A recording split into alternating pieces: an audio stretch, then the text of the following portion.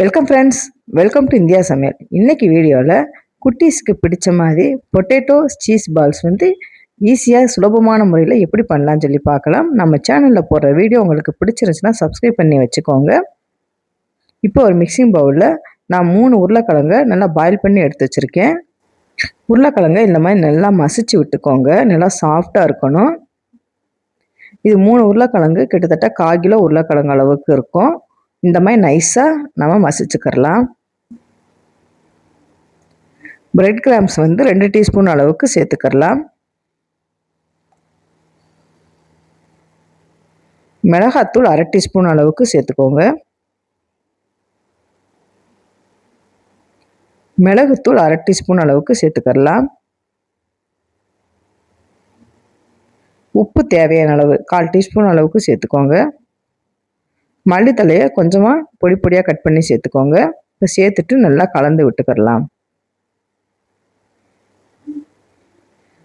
அரிசி மாவு 2 டீஸ்பூன் அளவுக்கு சேர்த்துக்கோங்க. இப்போ சேர்த்துட்டு நல்லா கலந்து விட்டுறலாம்.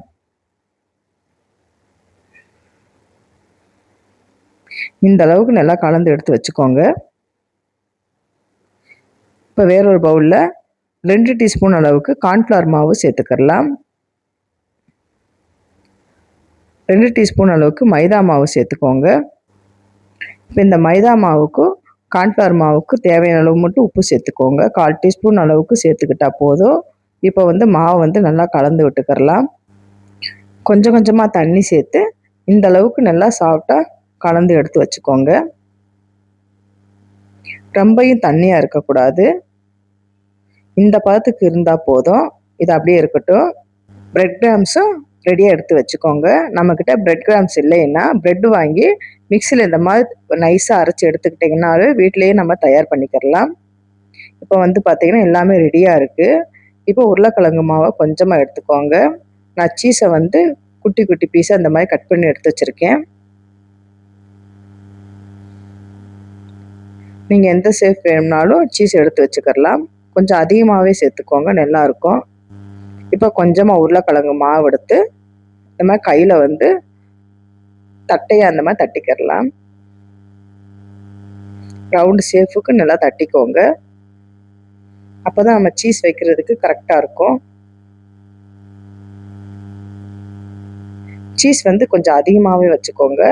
அப்போ தான் நம்ம எண்ணெயில் பொரிச்சு எடுக்கிறப்ப உருகி வர்றப்போ ரொம்ப டேஸ்ட்டு சூப்பராக இருக்கும். சின்ன பசங்களுக்கும் ரொம்பவும் பிடிக்கும்.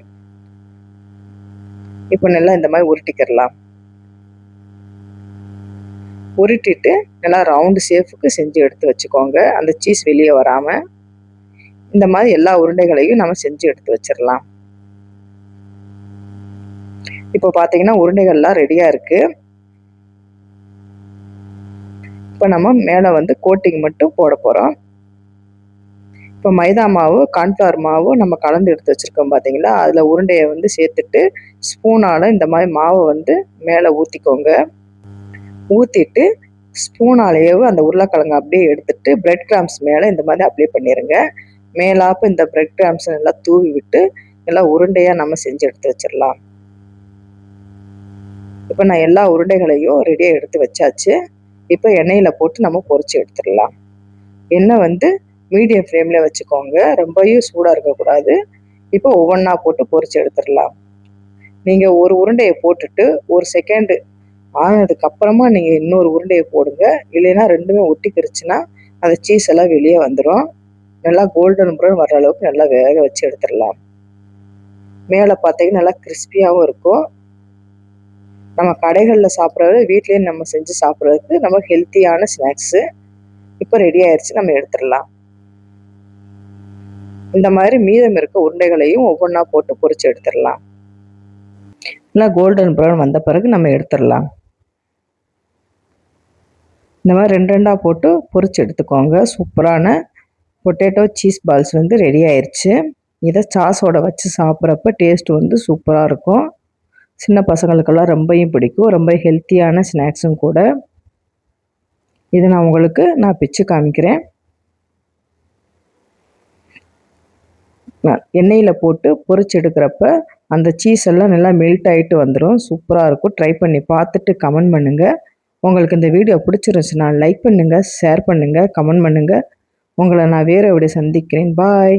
தேங்க்ஸ் ஃபார் வாட்சிங். இதை அப்படியே சாஸோட வச்சு சாப்பிடுங்க, சூப்பராக இருக்கும்.